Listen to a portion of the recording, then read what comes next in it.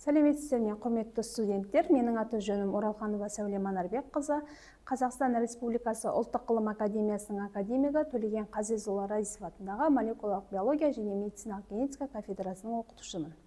Бүгін сіздермен бірге талқылайтын тақырыбымыз ол ДНК тақырыбы бойынша есеп талдаймыз. Бізге берілген бірінші есеп. Егер ДНК-ның бір тізбегіндегі адениннің мөлшері 23% болатын болса, гуаниннің мөлшері қандай болады деп берілген.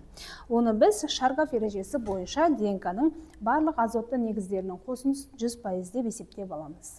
Яғни аденин плюс тимин плюс гуанин плюс цитозин бұл бізде барлығын 100% деп алып аламыз.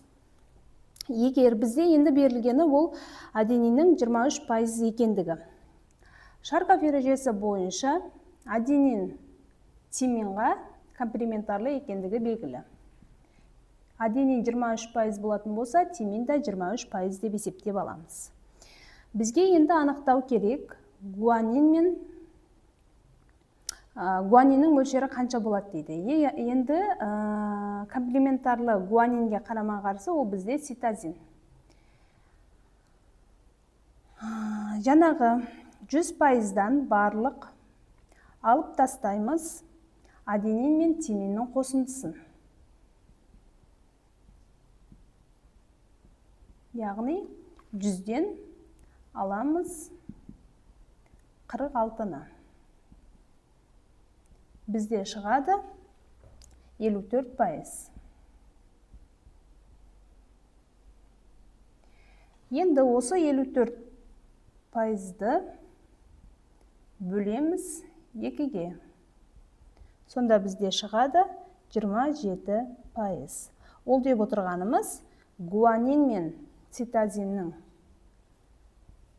мөлшері 27%-дан тең келеді деген сөз. Келесі есеп. Бізде берілген ДНК-ның бір тізбегінің нуклеотидтер тізбегі берілген.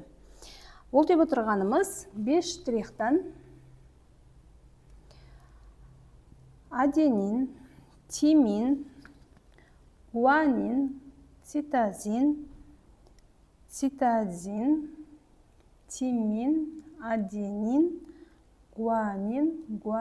Яғни 5 штрихтан 3 штрихқа дейінгі аралықта орналасқан. Комплементарлы принцип бойынша әр нуклеотидтерге сәйкес комплементарлы нуклеотидтерді жазуымыз керек. Ол деп отырғанымыз аденин тиминға комплементарлы, гуанин цитозинға комплементарлы орналасқан. Енді осы бойынша біз әрбір нуклеотидтің комплементарлы нуклеотидтер тізбегін жазып шығамыз. 3 штрихтан.